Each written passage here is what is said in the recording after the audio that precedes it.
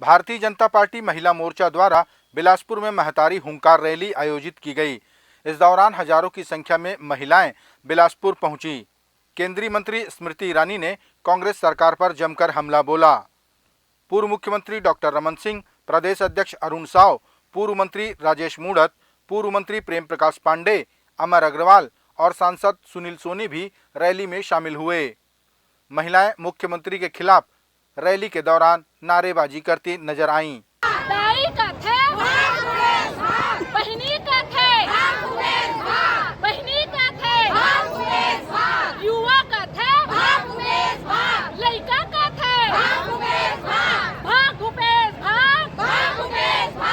सभा को संबोधित करते हुए केंद्रीय मंत्री स्मृति ईरानी ने कहा कि महिलाओं की इतनी बड़ी संख्या में उपस्थिति से साफ है कि महिलाओं को उनका समुचित अधिकार इस सरकार में नहीं मिल रहा है।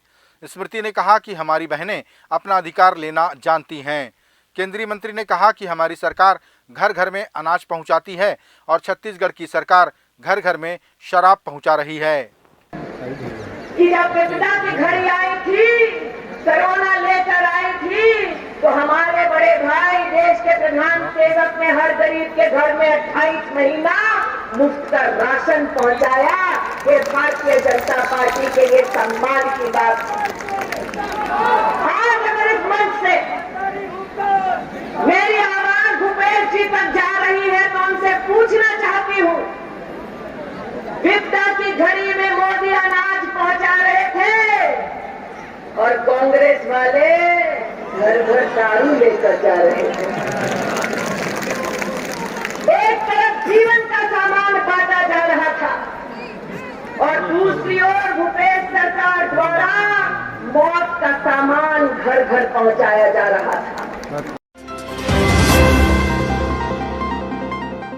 छत्तीसगढ़ के मुख्यमंत्री भूपेश बघेल ने अपने भेंट मुलाकात कार्यक्रम के दौरान जांजगीर चांपा जिले के ग्राम सिवनी में मां संतोषी मंदिर में पूजा अर्चना की और ग्रामीणों को संबोधित किया।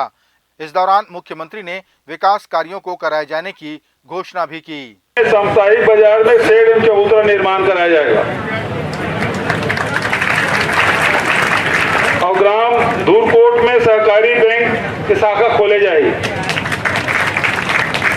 शासकीय नवीन महाविद्यालय नवगढ़ का नाम लिंगेश्वर महादेव किया जाएगा।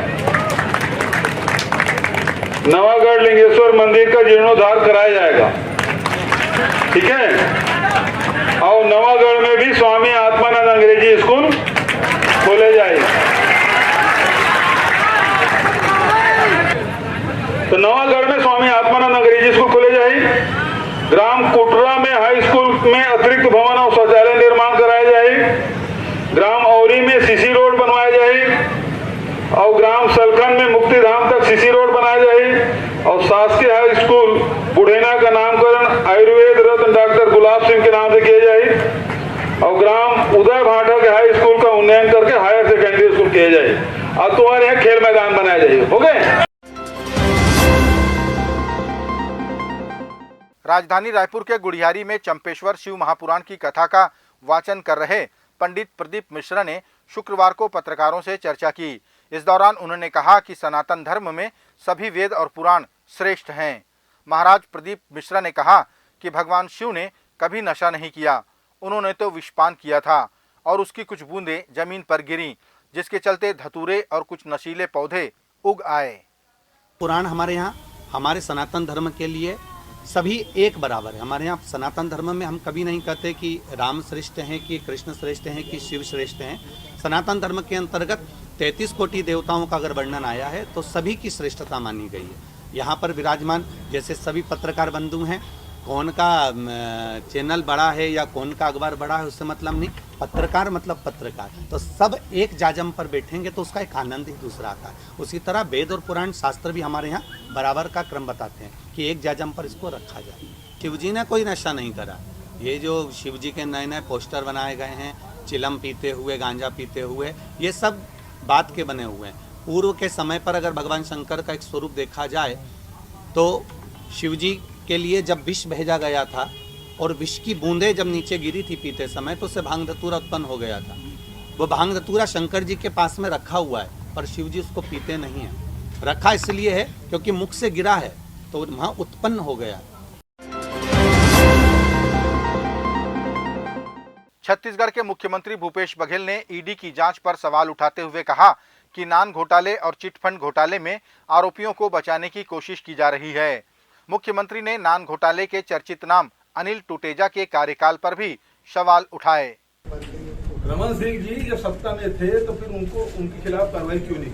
सबसे बड़ा सवाल ये 2015 का केस है, 2018 तक है, उसके खिलाफ क्या कार्रवाई की है बता दें। जो आप बात कर रहे हैं उसके खिलाफ कार्रवाई करना था, नहीं किए। दूसरी बात यह है कि अनिल टुटेजा जी के केवल 8 महीने का कार्यकाल क्यों के दायरे में होना चाहिए?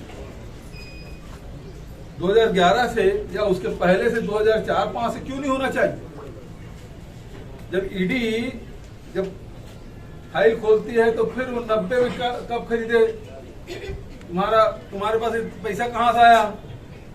85 में कितना था, 2000 में कितना था? ये जब पूछते हैं तो ईडी को क्यों नहीं पूछना चाहिए 2011 का मामला? क्यों नहीं पूछ रही है? सवाल तो इस बात का है, आखिर किसको बचा रहे हैं? और रमन सिंह इसमें नहीं आए थे क्या? देश की राजधानी दिल्ली में होने वाले नगर निगम चुनाव को लेकर आम आदमी पार्टी के मुख्यमंत्री अरविंद केजरीवाल ने दिल्ली वासियों को 10 गारंटियां दी हैं, जिनमें प्रमुख रूप से दिल्ली को स्वच्छ और सुंदर बनाने की गारंटी है, जिन्हें वे अगले चुनाव के पहले तक पूरा करने का वादा कर रहे हैं। केजरीवाल ने कहा कि काम करने वालों को वोट देना और काम रोकने वालों को वोट नहीं देना। मेरी दिल्ली के लोगों से अपील है, काम रोकने वालों को वोट मत देना, काम करने वालों को वोट देना। योगा रोकने वालों को वोट मत देना, योगा करवाने वालों को वोट देना। स्कूल बनाने वालों को वोट देना, गाली देने वाले और लड़ाई झगड़ा करने वालों को वोट मत देना। दिल्ली रोकने वालों को वोट मत देना, दिल्ली चलाने वालों को वोट देना। देश रोकने वालों को वोट मत देना, देश को नंबर 1 बनाने वालों को वोट देना। आज हम ये 10 गारंटी जारी कर रहे हैं और मैं दिल्ली के लोगों को विश्वास दिलाना चाहता हूं कि जैसे पिछली बार हमने जितनी गारंटी दी थी, सबके ऊपर काम चल रहा है, काम किया, कई गारंटी पूरी की, कई गारंटियों पे काम चल रहा है। ऐसे ही एमसीडी की भी सभी गारंटियों पे 10 की 10 गारंटियों को हम अगले चुनाव के पहले पूरा करेंगे। पहली गारंटी है, दिल्ली को सुंदर बनाएंगे। बहुत दुख होता है, चारों तरफ कूड़ा कचरा, कूड़े के पहाड़, कूड़ा ही कूड़ा है, कूड़ा ही कूड़ा है, कीचड़, नालियां भरी पड़ी हैं। दिल्ली को साफ और सुंदर बनाएंगे।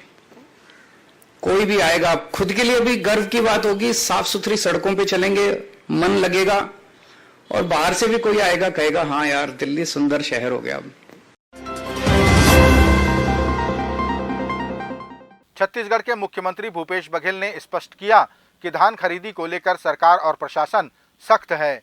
उन्होंने कहा कि सभी को निर्देश दिए गए हैं कि दूसरे राज्यों से धान खरीदी न की जाए, वरना कार्रवाई निश्चित है। उन्होंने साफ किया कि छत्तीसगढ़ के किसानों का एक एक दाना धान सरकार खरीदेगी। जो भी इस प्रकार से दूसरे राज्यों से धान यहाँ खपाने की कोशिश की जाएगी उसके खिलाफ कार्रवाई की जाएगी। हमने नाकेबंदी भी की है, पुलिस भी अलर्ट किया है और जिला प्रशासन को भी कहा है कि हमारे किसान के धान खरीदी होनी चाहिए, दूसरे प्रदेशों की धान खरीदी नहीं होनी चाहिए, कोचियों की धान खरीदी नहीं होनी चाहिए। दंतेवाड़ा नगर पालिका के उपाध्यक्ष धीरेन्द्र प्रताप सिंह ने विकास कार्यों के नाम पर जनता के पैसों का दुरुपयोग करने का आरोप लगाया। उन्होंने बताया कि वार्ड क्रमांक 2 में हुए नाली निर्माण में अनियमितता बरती गई, जिसके चलते नाली की सफाई नहीं हो पाती। साथ ही उन्होंने ई रिक्शा रिचार्ज सेंटर के निर्माण में भी लापरवाही बरतने का आरोप लगाया। उन्होंने बताया कि रिचार्ज सेंटर का निर्माण बिना बेस के किया जा रहा है। उन्होंने इससे सीएमओ को भी अवगत कराया है, लेकिन कोई कार्रवाई नहीं की गई। ई रिचार्जिंग सेंटर बन रहा है, जो कि जो बीम जब गड्ढा खोदा गया है तो बीम में बेस नहीं डाला गया है, बिना बेस डाले या जुड़ाई किए बीम डाल दिया गया है और वो चौखट लेवल तक पहुंचा दिया गया है। हमने वीडियो बनाया था, फोटो खींचा था कि बेच नहीं हुआ है, मौखिक शिकायत किया था, उसके बाद कार्यवाही नहीं हुई। अब चौखट लेवल पे पहुंच गया है।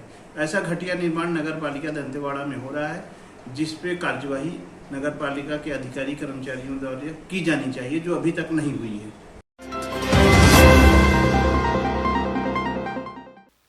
आदिवासियों के 32% आरक्षण को लेकर प्रदेश के मुख्यमंत्री भूपेश बघेल ने कहा कि हमारी सरकार इसके लिए विधानसभा का विशेष सत्र बुला रही है।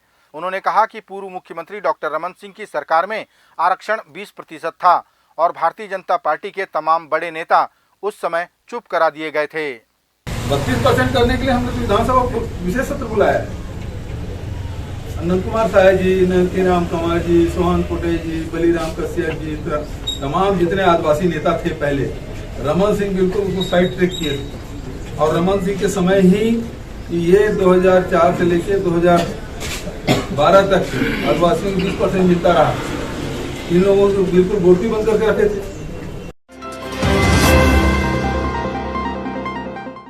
चाइल्ड ट्रैफिकिंग के मामले में नागपुर पुलिस ने तत्परता दिखाते हुए रिपोर्ट दर्ज होने के कुछ ही घंटों में एक मां को उसका 8 महीने का बच्चा उसे सही सलामत दिला दिया। प्राप्त जानकारी के अनुसार नागपुर के कलमना इलाके में उक्त महिला के पड़ोस में रहने वाले प्रजापति दंपत्ति ने उसके बच्चे का अपहरण कर लिया था। पुलिस ने बताया कि अपहरण करने वाली दंपत्ति ने किसी जरूरतमंद परिवार के लिए बच्चे का अपहरण किया था। इस अपहरण की गुत्थी सुलझाने में शामिल रहे पुलिस कर्मियों का सम्मान भी किया गया। कि एक फैमिली जिसको इंड्यूस किया गया था कि उसको बच्चे की ज़रूरत थी, हम बच्चे ला के देंगे, ऐसा आरोपी के द्वारा इंड्यूसमेंट दी गई थी। और कुछ आरोपी जिनका पास्ट रिकॉर्ड भी चाइल्ड ट्रैफिकिंग में है, उन्होंने एक कपल जो प्रजापति करके एक्यूज्ड कपल हैं, वो घर लेके इस एरिया में किराए पे रह रहे थे और उन्होंने पोटेंशियल टारगेट आइडेंटिफाई किया और ये 8 महीने के बच्चे को चॉकलेट खरीद के दिलाता हूँ इस बहाने से मदर के पास से उस बच्चे को लिया और मदर काम करने वापस अंदर घर में गई। उस समय ये अपनी वाइफ, अपने 2 बच्चे और ये जो 8 महीने का बच्चा है उसको लेके ये फरार हो गए थे।